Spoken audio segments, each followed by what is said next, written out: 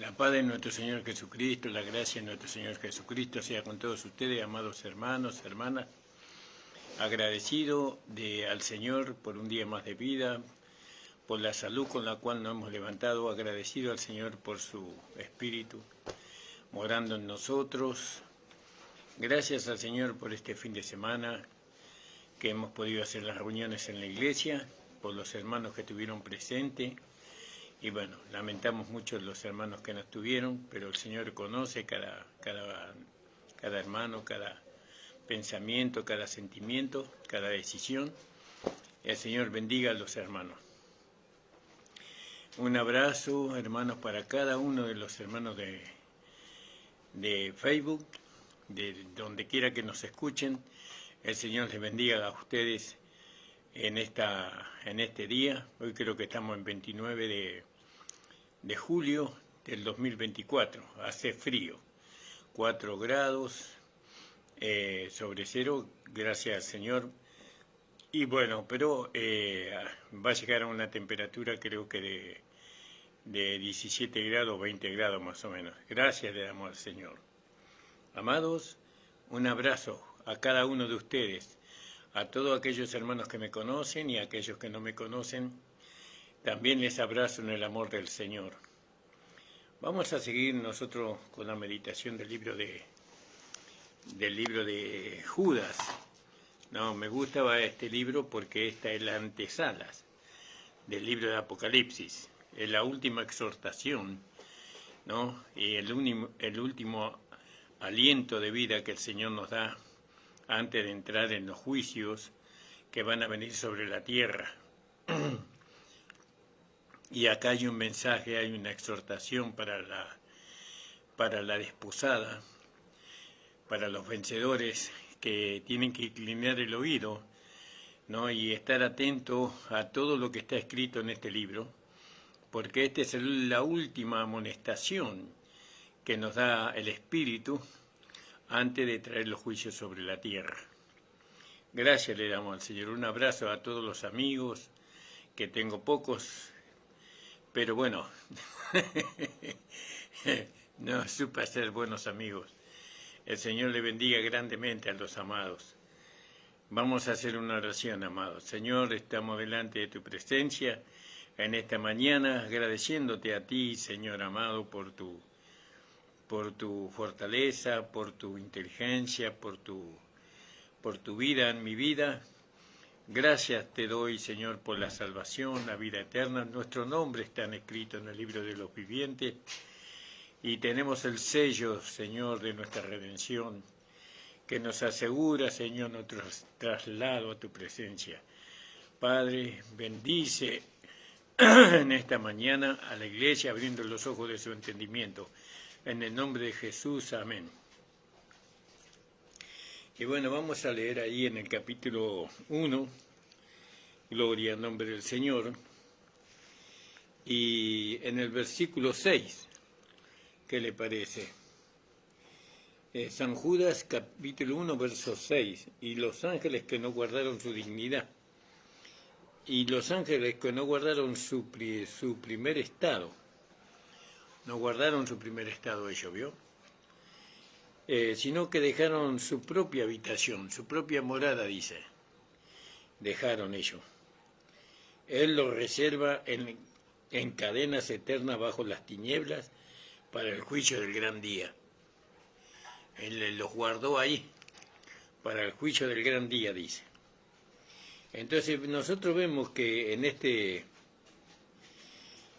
segundo ejemplo que nos da Judas, no acá en el libro, de la consecuencia que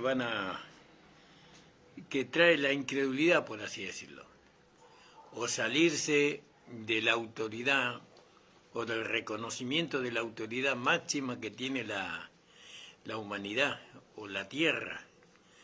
No, salirse de ahí trae consecuencias muy grandes para la tierra, para la humanidad, para cualquier persona que deja de reconocer al Dios creador, Dios todopoderoso, al único que tiene derecho de reinar y gobernar sobre nosotros.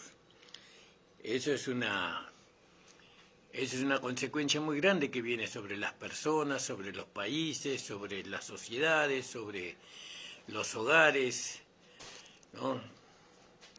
Por eso hay tantas cosas que no podemos entender, porque el trabajo de Satanás es que la humanidad no reconozca el señorío de Dios, ¿no?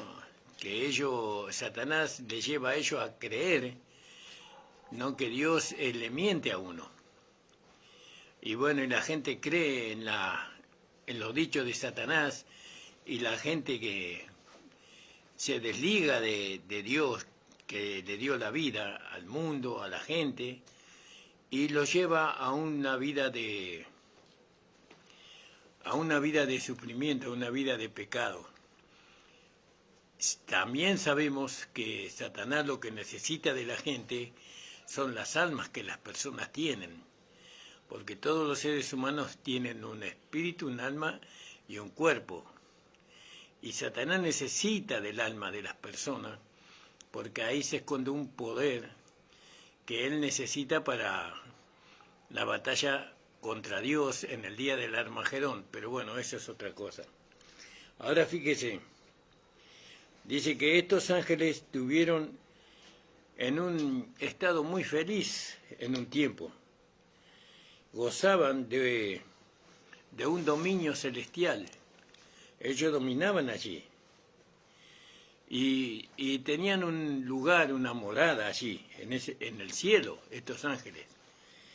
Pero cayeron con Lucifer, ¿no? Lucifer fue un querubín que se levantó en contra de Dios. Ahora estos ángeles que no reconocieron el señorío de Dios sobre todo, ¿no?, ahora ellos están en tinieblas, en prisiones, ¿no?, hasta el día del juicio, hasta el día que Dios los va a juzgar a ellos. Ahí en segunda de Pedro, en el capítulo 2:4, dice así la palabra del Señor. Dice, porque si Dios no perdonó a los ángeles que habían pecado, sino que habiéndolos despeñado en el infierno, con cadena de oscuridad, los entregó para ser reservados al juicio, dice Pedro, ¿vio? Entonces, aquí somos informados que estos ángeles fueron echados en el infierno. Y acá la palabra infierno, en estos versículos, es tártaros, ¿no? Y ahora vamos a explicar qué es esto. Este es el único lugar donde está la palabra tártaro usada en el Nuevo Testamento, en este libro. Y el tártaro es un profundo abismo, ¿no?, como la profundidad debajo de las grandes montañas o de los grandes Alpes, ¿no?, de las montañas más grandes.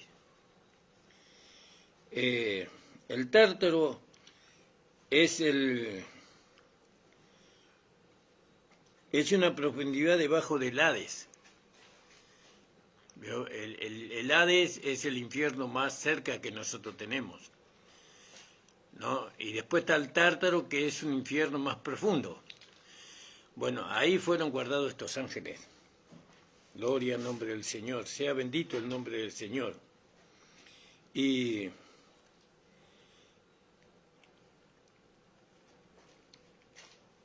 entonces, fíjese usted, ¿no?, qué bueno que es entender esto, porque acá no vemos el enojo, la ira de Dios, sino vemos el amor de Dios para con nosotros. Porque después vamos a entender que este infierno, el infierno más cerca de nosotros, más alto, y el más abajo, no fue preparado para el hombre. No fue destinado, preparado para el hombre, sino para los ángeles que se levantaron en contra de Dios. Para ellos fue preparado. el Tártaros, y también el Hades, los dos, ¿no? Y este es un lugar de tormento, de sufrimiento, ¿no? Estar atormentado. ¿Alguna vez usted tuvo dolor de muela? Bueno, ser atormentado por ese dolor toda la noche, todo el día atormentado y atormentado. Imagínese, y estos ángeles están en un tormento mayor que ese, ¿no? Por haberse levantado en contra de Dios, por haber dejado de creer que Dios era el amo absoluto, el gobernante absoluto de todo, ¿vio? Y es un lugar de tormento, es un lugar de castigo, ¿no? Como opuesto, ¿no? En la etimología griega, por ejemplo, estaban los campos elíseos. Los campos elíseos eran un lugar de felicidad, de gozo. Bueno, no me gusta el ejemplo, pero póngale. Y eso es la mitología griega. Así Pedro usa Tártarus como correspondiendo con el más bajo infierno, ¿no? El más bajo infierno del Antiguo Testamento, porque aquí leemos del infierno y el más bajo infierno o Seol, el Tártaro o Seol, o el más bajo Seol, ¿no? Allí están estos ángeles que se levantaron en contra de Dios, ¿no? Como dice ahí en Deuteronomio 32, 22, ¿no? A un fuego es encendido en mi ira y arderá hasta la más baja, hasta lo más bajo infierno, ¿no? Ahí en Deuteronomio 32, 22, mi ira arderá hasta lo más bajo, hasta el más bajo del infierno. Se consumirá la tierra con su, ¿no? Con su aumento y producirá fuego a los fundamentos y a los montes. Es decir, vio, debajo de los fundamentos de las montañas, debajo, allá en lo profundo, porque las montañas están sostenidas por un fundamento. Bueno, debajo de ese fundamento profundo, ahí está el Tártaros, o el Hades. Gloria al nombre del Señor. Esta es en las inmediaciones de los fundamentos de los montes. Entonces ahí tenemos un inicio en cuanto a cuán bajo es esto, en lo más bajo. No, gloria al nombre del Señor. Es la habitación de los malvados. Esto es indudablemente el hoyo sin fondo. El hoyo sin fondo, como es llamado, o el pozo del abismo, en el cual Satanás será echado por 1000 años. Eso se encuentra ahí en Apocalipsis capítulo 20. Satanás va a ser echado en ese mismo lugar. Los ángeles caídos no están aún todos en el Tártaros, no en el Hades, porque algunos de ellos están todavía con el diablo en el cielo, según Apocalipsis capítulo 12, ¿no? Vamos a leer un poquito, a ver. Apocalipsis capítulo 12. Por eso nuestra lucha es contra principados y potestados en los lugares celestiales. ¿Vio? Entonces dijimos en el capítulo de Apocalipsis, capítulo 12, y en el versículo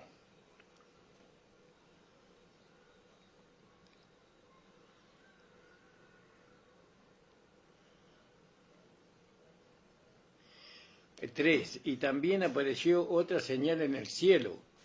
He aquí un dragón, un gran dragón escarlata, que tenía 7 cabezas y 10 cuernos, y en sus cabezas 7 diademas. y en su cola arrastraba la tercera parte de las estrellas del cielo, y las arrojó sobre la tierra, y el dragón se paró frente a la mujer que estaba para dar a luz, a fin de devorar a sus hijos tan pronto como naciese. ¿Vio? Y bueno, ahí vemos que se vio una señal en el cielo. Es decir, que hay ángeles caídos, y Satanás ahí están en los lugares celestiales, como nos enseña el apóstol Pablo, ¿no? Que nosotros, la iglesia, predicamos el evangelio en los lugares celestiales, ¿no? El evangelio tiene que estar predicado en los lugares celestiales. ¿Y quién van a hacer eso sino los vencedores? Sino la esposa, aquellos que han alcanzado todo por medio de la fe. Nosotros predicamos a Satanás el evangelio y le decimos que él tiene que retroceder, que ese lugar donde él está, él no es de él, que él no tiene derecho, que esa autoridad Dios le dio a la iglesia, ese lugar es de la iglesia, es de nosotros, y nosotros tenemos que mantenernos firmes contra toda acechanza del diablo, que trata que nosotros nos retrocedamos. Retroceder significaría dejar de pelear en los lugares celestiales para pelear acá en la tierra, ¿vio? Con seres humanos, entre nosotros, con carne y sangre. Pero nuestra lucha no es contra carne y sangre, sino contra huestes espirituales de maldad que vagan en las regiones celestes. Ahí está nuestra verdadera lucha, con ángeles y potestades, principados y potestades, ¿no? Y Dios puso, nuestro Señor Jesucristo, puso como cabeza a la iglesia sobre todo principado y potestad, ¿no? Ahí está. Así como Sodoma y Gomorra y las ciudades alrededor de ellas, en igual manera se dieron a la fornicación y siguieron tras la carne extraña, son puestos, por ejemplo, sufriendo la venganza del fuego eterno. Ellos se levantaron en contra de la autoridad de Dios. Ellos se levantaron en contra del señorío de Dios, ¿no? Y eso es un pecado que trae muchas consecuencias terribles, ¿no? Tanto para Satanás y sus huestes, pero también para aquellos que somos nacidos, ¿no?, a la semejanza de Dios, a la imagen y semejanza de Dios, y que no reconocemos el señorío de Dios sobre nuestra vida, sobre todas las cosas. Eso trae un castigo eterno, pero Dios no quiere eso para nosotros, porque si no, no hubiera mandado a su Hijo Jesucristo al mundo para que nos salvara de ese destino. Dios mandó a su Hijo, ¿no?, para que muriera en una cruz, para que nosotros fuéramos salvados de ese destino que teníamos antes de que Jesucristo llegara a nuestra vida. Solamente tenemos que recibirlo.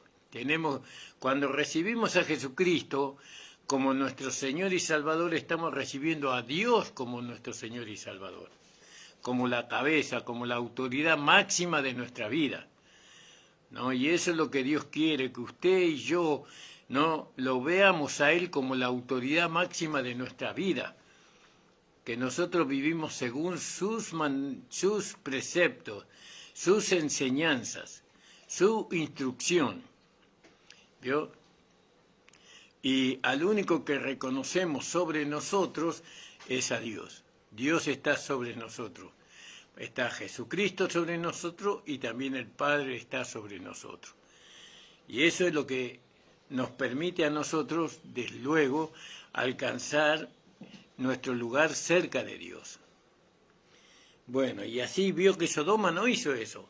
Sodoma, si bien fue destruida por su pecado, pero el pecado de Sodoma vino desde allá, de que ellos no tuvieron a Dios como el gobernante, como la autoridad más grande. Ellos rechazaron a Dios, se entregaron a las pasiones, como dice en el libro de Romanos, en el capítulo 1, versículo 18 hasta el versículo 30, usted puede leer. Dice que Dios los entregó a su misma concupiscencia, no deshonrando sus propios cuerpos, hombres con hombres, mujeres con mujeres, porque no tuvieron a Dios en cuenta. Vamos a leerlo. En Romanos, en el capítulo 2. Romanos capítulo 1 dije, perdón, capítulo 1. Y dice así, fíjese, hermano, me voy a poner, porque a veces me salgo de la cámara. Y dice, habiendo conocido a Dios, no le glorificaron como a Dios, ni le dieron gracias, sino que se envanecieron en su razonamiento, y su necio corazón fue entenebrecido por Satanás. ¿Vio? Habiendo conocido a Dios. ¿Quién era Dios? El creador de todo, el gobernante de todo. Dios era aquel que nos gobernaba a nosotros, ¿no? Y el hombre dice, pues habiendo conocido a Dios, no le glorificaron, dice. No le glorificaron obedeciéndolo, siguiendo sus enseñanzas, su instrucción. Dice, profesando ser sabios se hicieron necios, cambiaron la gloria de Dios incorruptible, ¿no?, en la semejanza de hombre, de imagen de hombre corruptible, de ave, de cuadrúpedos y de reptiles. Cambiaron la gloria de Dios. Y Judas dice que se intrometieron personas dentro de las congregaciones en este tiempo que no tienen a Dios como la máxima autoridad. Que ellos no establecen que Dios es la máxima autoridad del universo, de la iglesia, de nuestras vidas. Ellos se ponen como autoridad. Ellos se ponen como autoridad, porque cambiaron la gloria de Dios, dice. ¿No? A eso es lo que se refiere Judas. Y profesando ser sabios se hicieron necios, cambiando la gloria de Dios incorruptible en semejanza de imagen de hombre, ¿no?, corruptible. Fíjese.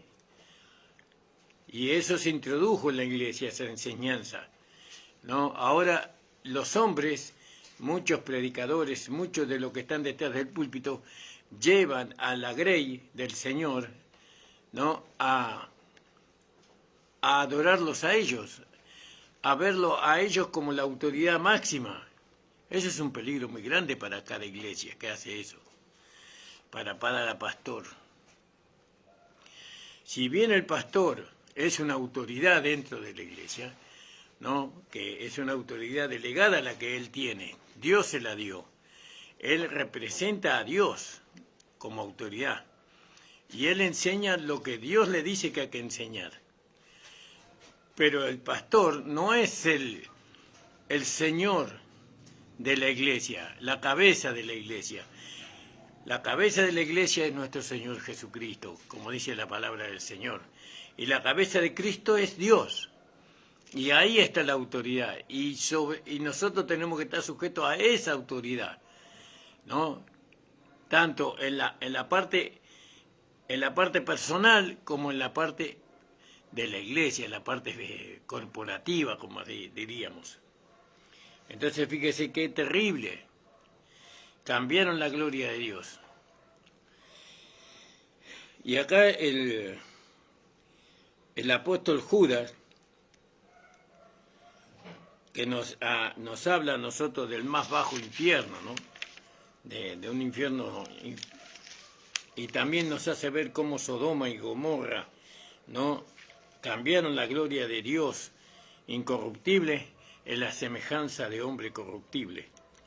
Dice, son puestos, por ejemplo, sufriendo la venganza del fuego eterno. Y acá este es el tercer punto que el apóstol Judas presenta, ¿no? Él presenta que esas personas que hacen eso, esas personas van a recibir la condenación eterna, ¿no? Ahora, ¿cuán terrible es esto? ¿Cómo puede alguno leer estas palabras y negar la conciencia, existencia y consciente sufrimiento de los muertos malvados, ¿no? Por eso, la necesidad que tienen los vencedores de predicar el Evangelio. ¿no? ¿Cómo le demostramos nosotros a las personas que Dios es amor? Predicándoles el Evangelio, ¿no? Y nosotros, cuando predicamos el Evangelio, le estamos diciendo a las personas que Dios los ama a ellos, que Dios no quiere que ellos se pierdan en el infierno o vayan al Tártaros o al Hades, ¿no? Dios no quiere eso para la humanidad. Dios quiere que nosotros predicamos el Evangelio a toda criatura. Por eso dice, calzaos los pies con el Evangelio de la paz, ¿no? Ese es lo que Dios quiere. Entonces los vencedores, nosotros, tenemos que predicar el Evangelio a toda criatura, ¿no? Y ahí nosotros cuando predicamos el Evangelio, predicamos el amor de Dios a las almas. Porque no vamos a ir con un mensaje de condenación y de juicio, sino que tenemos que ir con un mensaje de salvación. Por eso cuando Pablo predicaba el Evangelio, él predicaba la cruz de nuestro Señor Jesucristo. El Evangelio de la cruz, ¿no? Porque por medio de la cruz, la persona es salvada de su destino en Adán. Es salvada. De tal manera, dice, amó Dios al mundo que ha dado a su único unigénito, y todo aquel que en él crea no se pierda, mas tenga vida eterna. Fíjese, de tal manera. Y ese es el Evangelio que nosotros tenemos que predicar al mundo. Tenemos que hacerles saber sobre el amor de Dios, tanto en el sentido de la palabra y en el sentido de los hechos. Bueno, entonces fíjese que ahora nosotros podemos entender dónde van a ir las personas que no reciban a Jesucristo como Señor y Salvador. ¿Dónde van a ir las personas que rechacen el señorío de Cristo?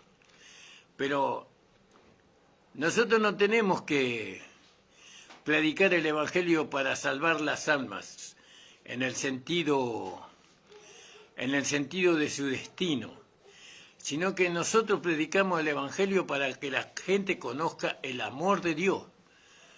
El amor de Dios está en su Hijo, porque Dios me envió a su Hijo a este mundo para salvar a los pecadores de su destino, el cual yo era primero, dijo Pablo, ¿no? Bueno, entonces, el destino de los malvados. ¿Quiénes son los malvados? Aquellos que rechazan a Jesucristo, aquellos que no quieren saber nada con el señorío de Dios, con el señorío de Cristo, aquellos que enseñan, que se introducen en nuestras iglesias, toman nuestros púlpitos y enseñan que el pastor es la cabeza de la iglesia, ¿no? Si nosotros tenemos una autoridad, es porque tenemos una autoridad delegada. El Señor nos la dio, pero no para reinar sobre la grey, sino para conducir a la grey, para perfeccionar a la grey.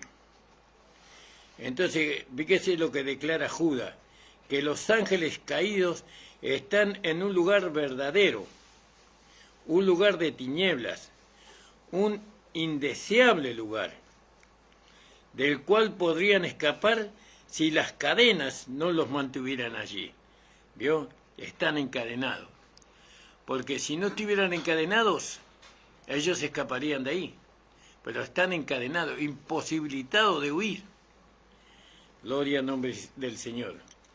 Están conscientes ellos ahí y vastamente despiertos, ¿no?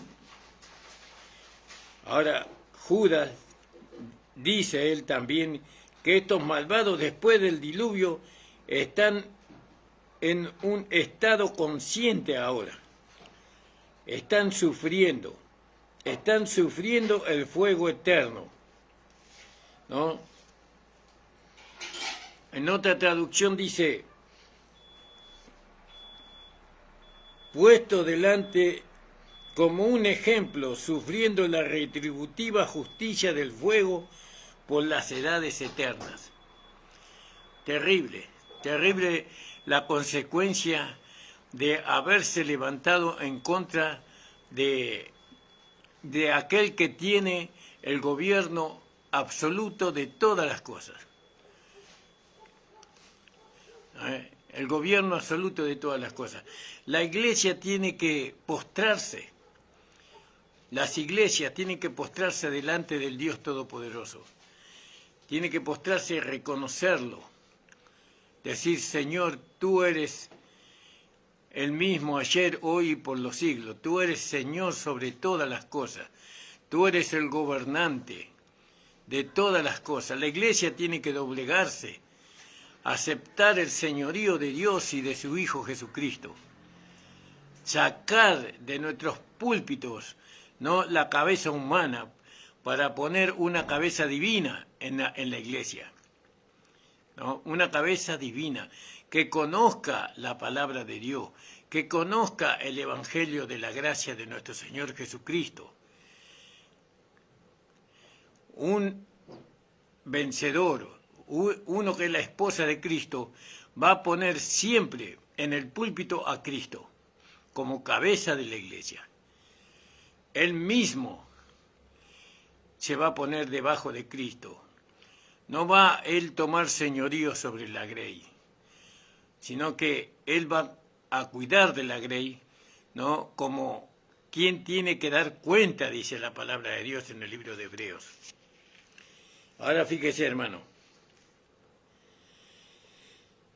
Esta llama temporaria que consumió sus cuerpos y ciudades fue solo una figura del fuego de la ira divina, hablando de Sodoma, que han estado soportando el avance de casi 3.800 años.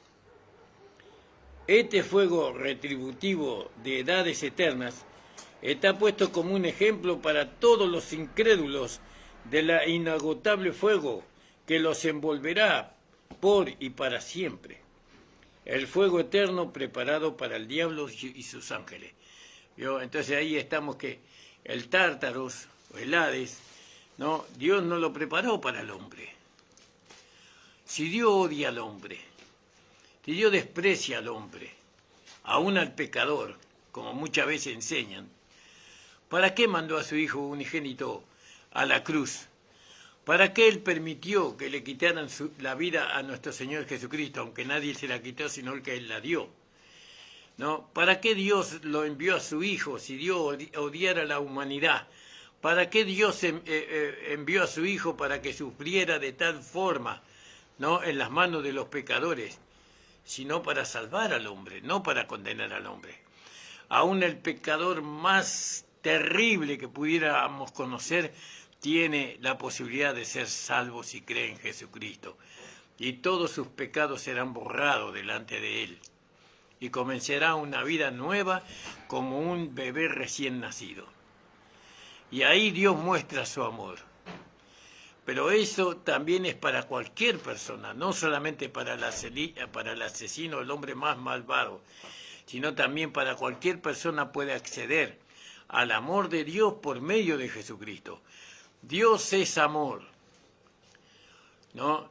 Dios es amor para con la humanidad. Dios no busca condenar a la humanidad, Dios no busca condenar al hombre, al Tártaro o al Hades. Dios quiere que el hombre sea uno con Él en el cielo. Dios quiere que el hombre, el alma y el espíritu y el cuerpo del hombre sean trasladados a su misma presencia. ¿Se da cuenta, hermana, hermano? En eso consiste el amor de Dios. No, pero nos han enseñado que Dios odia al pecador, ¿no?, que Dios menosprecia al pecador, que Dios aborrece el pecador. Dios aborrece el pecado, pero ama al pecador, porque Él lo demostró enviando a su Hijo unigénito al mundo para que todo aquel que en Él creyera no se pierda, mas tenga vida eterna. Y ese es el evangelio de la gracia de nuestro Señor Jesucristo. Esas son las buenas nuevas de salvación que Dios envió para nosotros, la iglesia, y para el mundo entero. ¿No le parece maravilloso todo esto, hermano amado? No, saber que hay un Dios en el cielo, un Dios todopoderoso, el Dios todopoderoso, porque un Dios estaría incluyendo a otros dioses, pero el Dios todopoderoso está en los cielos y Él nos ama, somos la niña de sus ojos. Sus ojos están atentos a nuestra vida cada día. desde el momento en que nos levantamos hasta que nos acostamos. Estamos bajo su cuidado, bajo tu protección. Ningún cabello de nuestra cabeza cae en la tierra, sino que Dios tiene cuidado de todos ellos. Y los tiene contados. Fíjese qué poder que hay ahí, ¿no? Entonces fíjese qué maravilloso estas cosas. Santiago, él da un oscuro retrato de la lengua de la vieja creación. Él dice, esta es instigada por el fuego del infierno, la lengua. Instigada por el fuego del infierno, la lengua del hombre pecador. ¿No? En el griego, para infierno aquí es gema, ¿no? El mismo que en Marcos capítulo 9, 44 y 49, el mismo ahí habla igual de gema. Y esto corresponde al valle de Himón, ¿no? Referido al Antiguo Testamento ahí en el Segunda de Reyes 23:10. Ahí se refiere al valle de Himón, que es como un infierno. Ahí se quemaban los cuerpos de las personas malvadas, de los pecadores en el valle de Himón. No, era un valle sucio, lleno de cuerpos de muertos, eran quemados allí.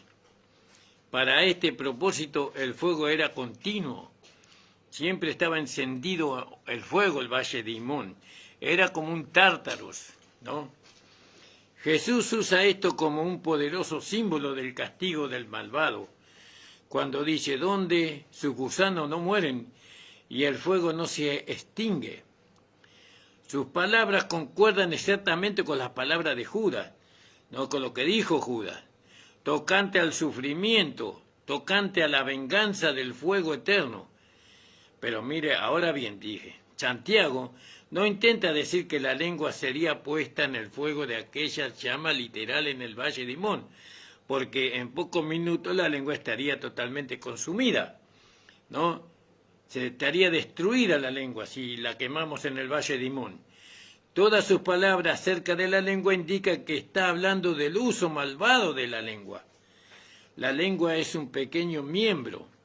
La lengua alardea grandes cosas. He aquí cuán grandes cosas enciende un pequeño fuego, hablando del uso de la lengua. ¿No? Estamos hablando de la lengua, del hombre natural, del pecador. Más adelante añade, la lengua es un fuego.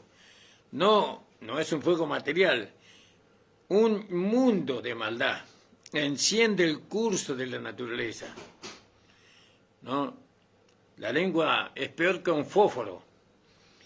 Entonces, el verso 8 aquí explica exactamente, el hombre no puede domesticar la lengua.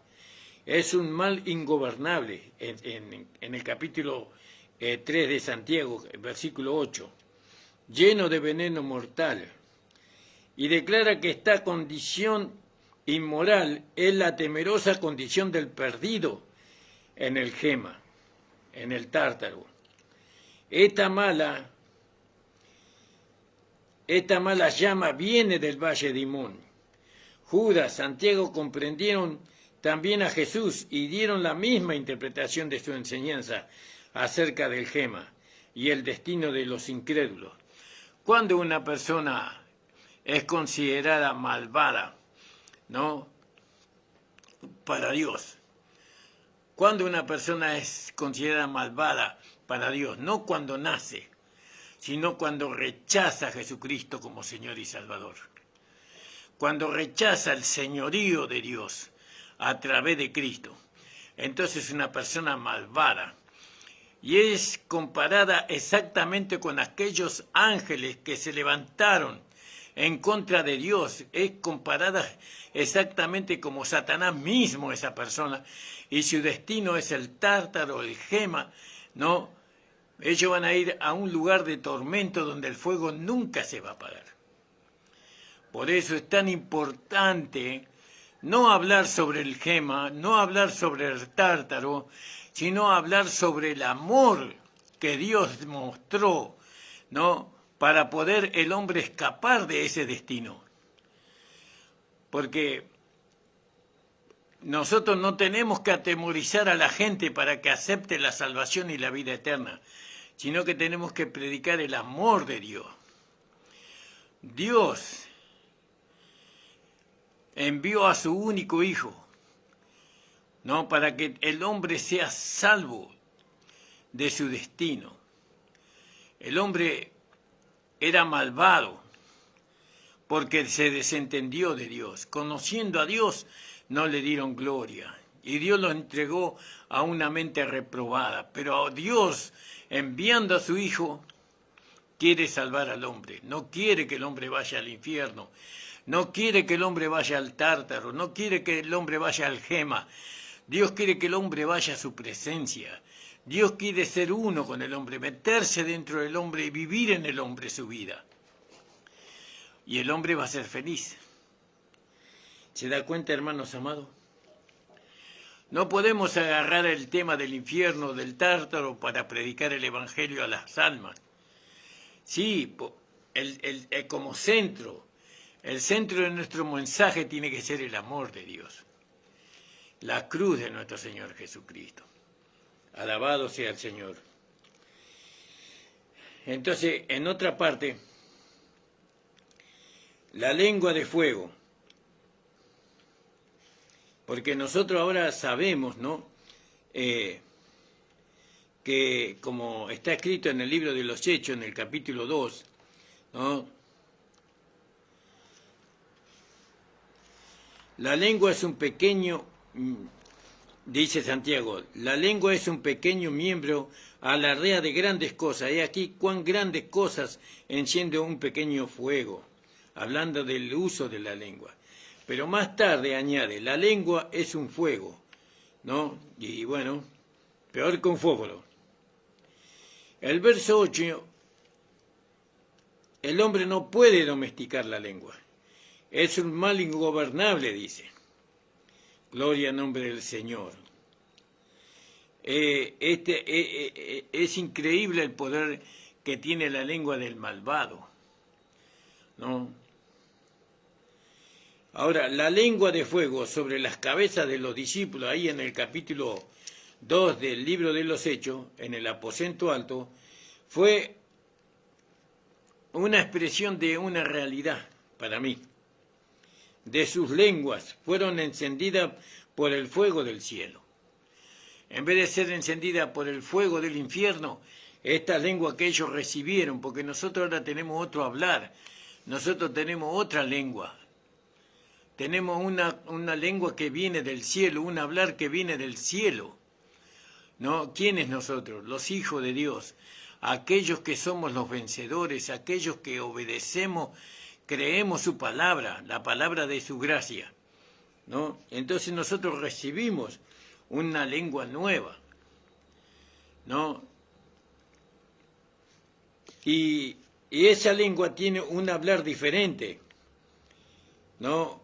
Tiene el fuego encendido del cielo, ¿no? Y ahí hablamos con esa lengua del gozo, hablamos de la paz, ¿no?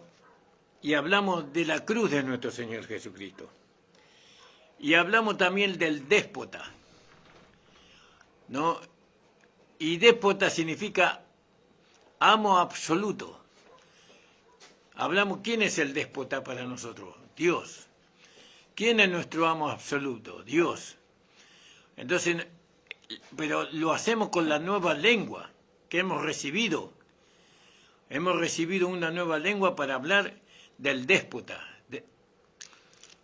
Y vamos en contra del mensaje de aquellos que se introdujeron encubiertamente dentro de la iglesia, donde ellos enseñan que ellos son la cabeza, ¿no? Ellos son la cabeza de la iglesia, ellos son los gobernantes de la iglesia, ellos son la autoridad de la iglesia, estos hombres malvados que se introdujeron en medio de nosotros, llenos de concupiscencia, y están en los púlpitos, y estos se introdujeron en los púlpitos hace 30 años atrás, se introdujeron, nosotros mismos le dimos lugares en los púlpitos, porque ignorábamos las escrituras, no teníamos firmeza, no teníamos seguridad. Hombres que no tienen entendimiento de lo espiritual. Son atrevidos, contumaces, se sientan en nuestras mesas y comen, ¿no?, de lo que nosotros comemos, ¿no?, hablando del gozo del Señor, hablando del Espíritu Santo, hablando del bautismo y tantos temas. Nosotros los pusimos a ellos en los púlpitos. Pero ahora que tenemos conocimiento, ahora que tenemos la amonestación, ahora que la gracia se reveló a nosotros, ahora que los ojos de nuestro entendimiento fueron abiertos, nosotros tenemos que advertir a la iglesia sobre estos contumaces, malas bestias, como dice en algún lado de la palabra de Dios, ¿no? Malas bestias, ¿no? Lobos disfrazados de ovejas, ¿no? Ahora tenemos que señalar al pueblo lo que realmente son estas personas y que el pueblo decida si el pueblo va a seguir detrás de ellos o va a volver hacia donde está su señor, su déspota. Entonces, fíjese,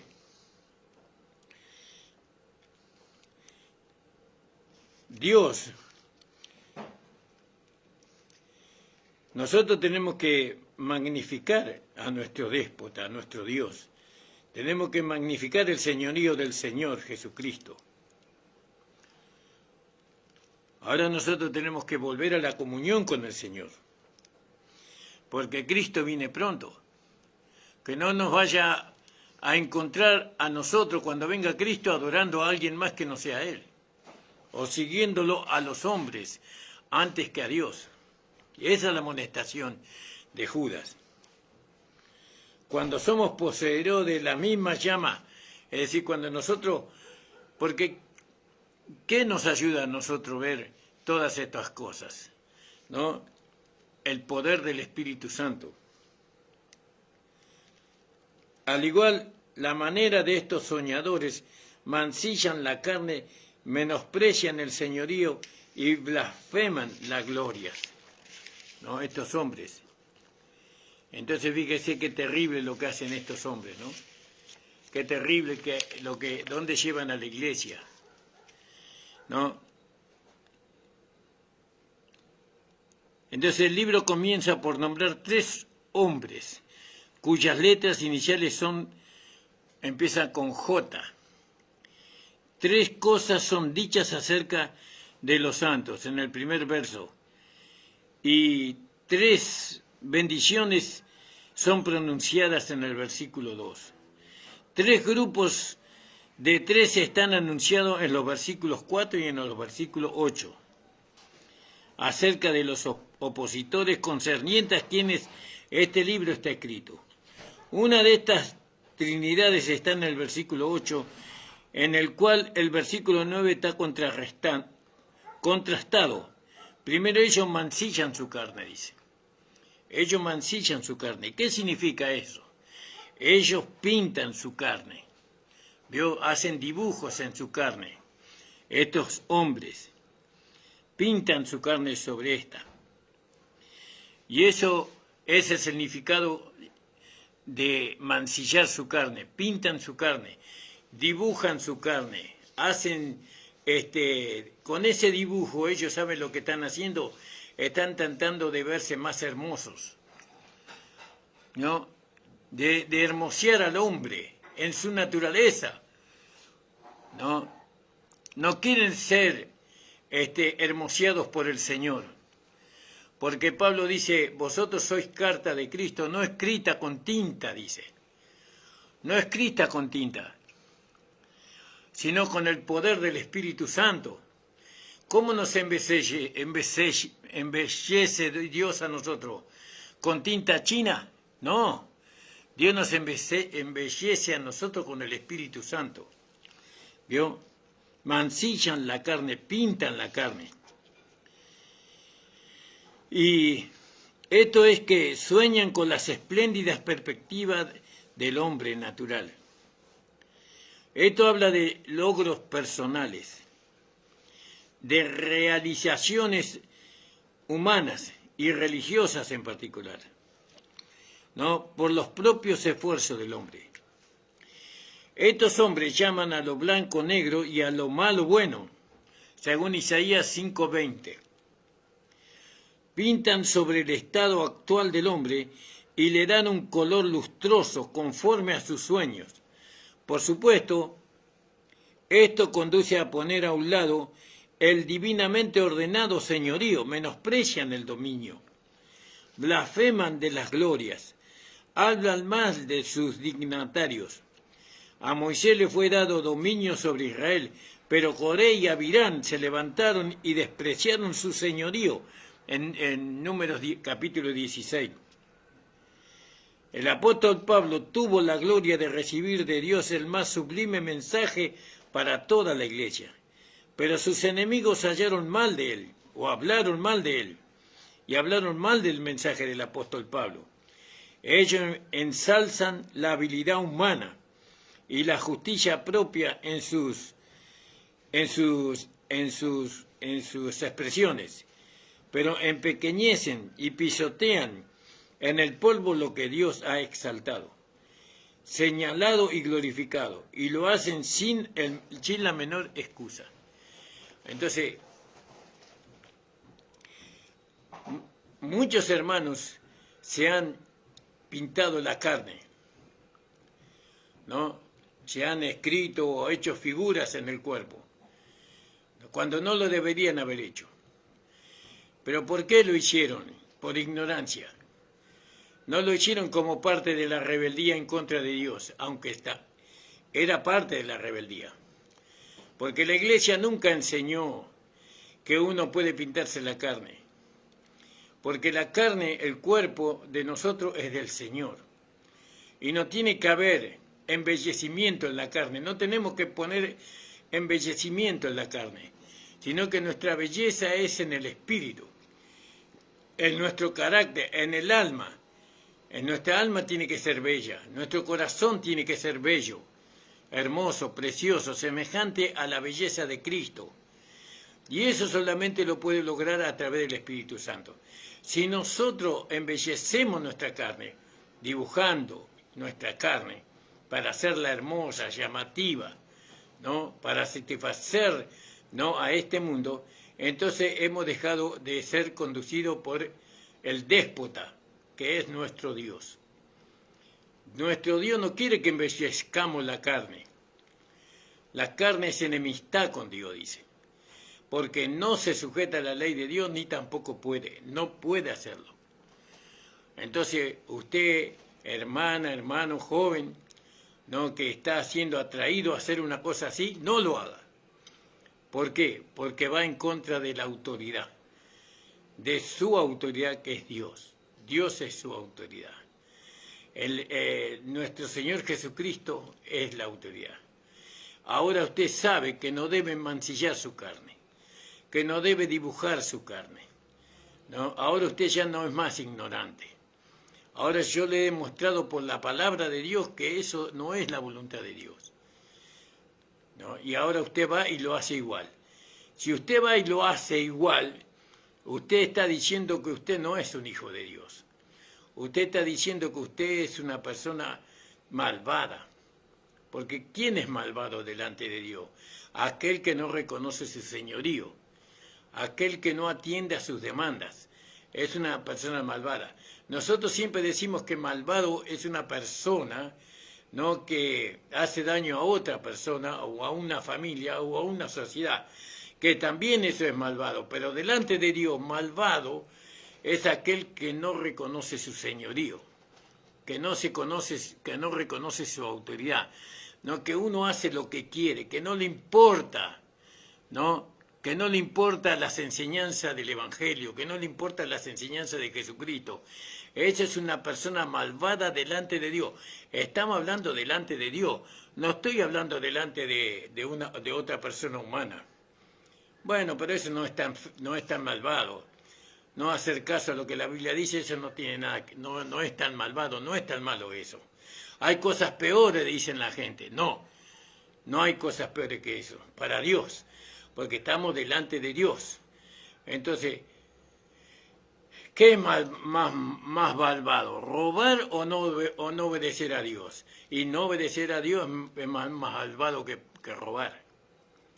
Aunque las dos cosas son malvadas. Pero se dan el concepto, los valores que tenemos que tener nosotros, los hijos de Dios. ¿No? Dibujar nuestra carne no es voluntad de Dios. Porque acá dice, algunos mancillan su carne. Qué terrible, ¿no? Qué terrible que muchos hijos de Dios han mancillado su carne. Gracias al Señor. Gracias al Señor, ¿no? Que Él nos guardó toda nuestra vida, ¿no? De hacer esas cosas. Porque no siempre fuimos viejos, hemos sido jóvenes. Y en nuestra juventud tal vez se nos cruzó alguna vez mancillar nuestra carne. Pero ¿sabe por qué no lo hemos hecho? Porque vivíamos en el Espíritu. La iglesia vivía en el temor de Dios. La iglesia buscaba la santidad. La iglesia buscaba la llenura del Espíritu Santo. La iglesia buscaba la llenura del Espíritu Santo. Buscábamos a Dios, ¿no? Hoy la iglesia no hace eso. Bueno, sabemos que ahora está en evidencia la última iglesia, que es la iglesia de Laodicea, ¿no? La iglesia de Laodicea, donde las personas van ahí, se congregan, cantan y alaban al Señor.